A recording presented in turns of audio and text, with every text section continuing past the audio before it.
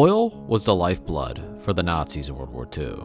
The German military relied on gas to power their instruments of terror. Their tanks and planes were the key to their success in the early war, but ultimately led to their downfall. Germany is an oil-poor nation. There are few, if any, natural oil reserves in the country. Germany is forced even to this day to import oil from abroad. In World War II, the success of the Nazis relied on their trade with the Soviet Union, who sent them over 51,000 tons of oil a month to feed the German war machine. Over 70% of German oil had to be imported. The Molotov-Ribbentrop Pact saved Germany from the British blockade at a heavy cost. Hitler was forced to work with Stalin, his mortal enemy, and provide the Soviet Union with technology. It was only a matter of time before the two nations would go to war with each other. After the lightning campaigns in 1940, Hitler planned to invade the Soviet Union in Operation Barbarossa. This plan entailed seizing the Caucasus oil fields before their oil reserves in Germany ran out. The cities of Maikop, Grozny, and ultimately Baku need to be taken. Before we begin, make sure to like and subscribe. Operation Barbarossa was launched in June 1941 and was a sweeping success, with most of the Russian army decimated in the opening weeks of the war. By December, the Nazis were at the gates of Moscow and were thrown back due to Germany reaching the tail end of their supply lines. In 1942, Hitler concluded that the only way to win the war in the east was to thrust south to the oil fields in the Caucasus. His army was slowly running out of oil, and the Allies who recently invaded Iran were shipping supplies to Stalin's depleted army through the port of Baku. In order to keep his army mobile and on parity with the Soviet Union, Hitler decided to invade the Caucasus and planned for his troops to take the strategic city of Stalingrad on the Volga River, while a portion of his army went south to take the oil.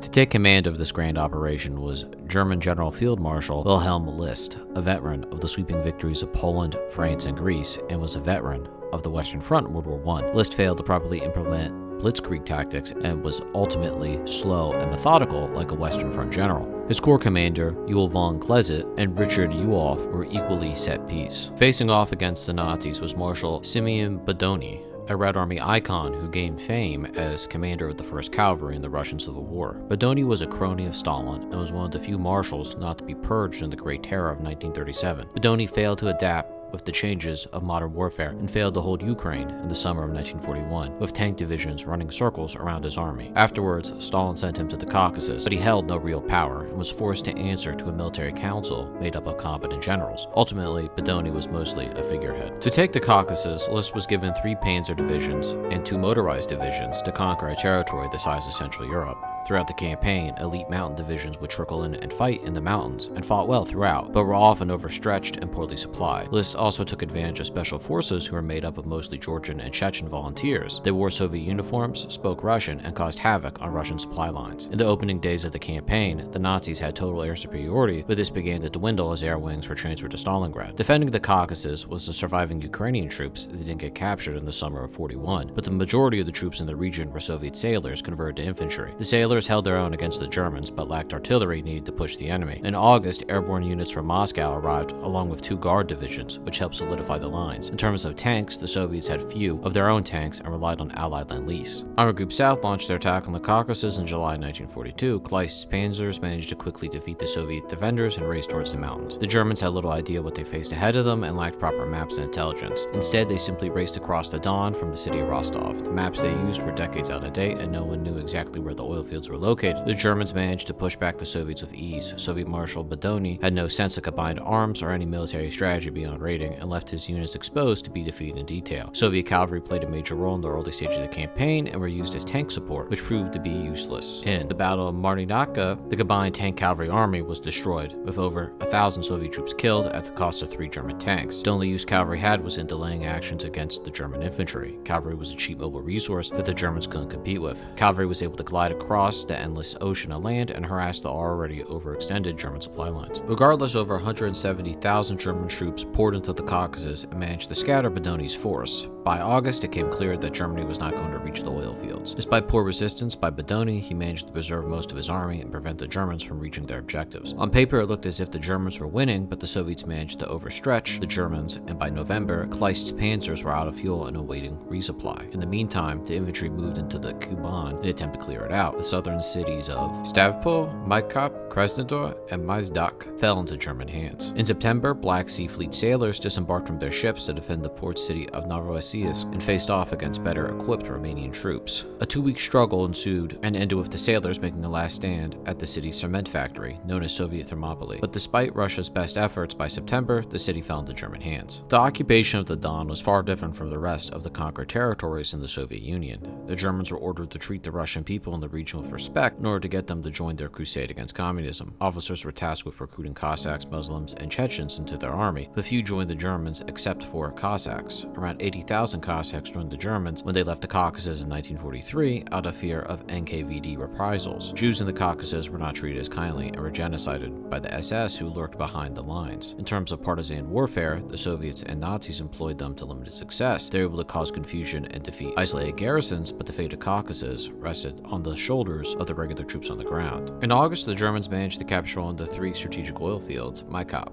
but the Soviets managed to blow it up before the Germans arrived. Keist and List then tried to breach through the few mountain passes that ran through the Caucasus to get to the oil fields beyond. Thanks to the help of Soviet paratroopers, the Russians were able to hold the strategic passes along the Terek River. Kleist's logistics failed to break through the mountain passes. Air cover that once helped the initial breakthrough in the opening days of the offensive was gone. The wounded had to be transported by wagon hundreds of miles to receive medical aid. Many of the wounded did not survive the long, agonizing journey. Near the Black Sea, troops managed to break through the Soviet choke points and managed to climb Mount Elbrus, the highest peak in Europe, but failed to go any further. After 2 weeks of hard fighting, the offensive ended. Hitler blamed List for Army Group A's setbacks in the mountains, despite failing to deliver the Italian and Romanian reinforcements that he promised. List was then fired, and Hitler decided to take personal command of the troops in the Caucasus and planned to lead them from Berlin. List was then reinstated as tactical commander, but was forced to answer to Hitler personally. In late September, the Russians were resupplied by American Lend-Lease, and on October 12th, Kleist launched one last offensive in an attempt to break the Russians. At first, the Germans were able to force a breakthrough and smash through the Soviet lines, but after a month of hard fighting, their offensive ran out of steam and the Soviets counterattacked. The Russians attacked on the surrounding flanks and threatened to cut off Kleist by cutting off his communications. While the Soviets were attacking in the Caucasus, the Battle of Stalingrad was reaching its zenith, and troops had to be transported out to Stalingrad to help Pallas. In January 1943, the Soviets trapped the Sixth Army in Stalingrad and pressed on to Rostov and threatened to cut off Kleist and trap him in the Don. This forced the Germans to flee the Caucasus in terror and withdraw to southern Ukraine. Despite taking Malkov, one of the 3 key Soviet oil refineries, the Germans couldn't extract oil since it was destroyed by the time they arrived. Engineers claimed that it would take over 15 months to get the refinery back online. In the meantime, the Soviets managed to drive the Nazis out of Stalingrad and the Caucasus entirely in 7 costly months. The Germans' attempt at taking the oil fields turned out to be a spectacular failure, with List's army suffering 72,000 casualties, while the Romanian Third Army suffered 45,000 casualties. The Red Army in the region, made mostly of stragglers and naval troops, suffered the most, with over 500,000 casualties. The defeat of the Caucasus rests at the feet of List and Hitler. List failed to concentrate his troops, thus leaving them overextended, and Hitler, who failed to deliver the troops he promised. While the Soviets performed well despite being poorly equipped in the first half of the campaign, they won the battle due to the help of Allied Lend-Lease.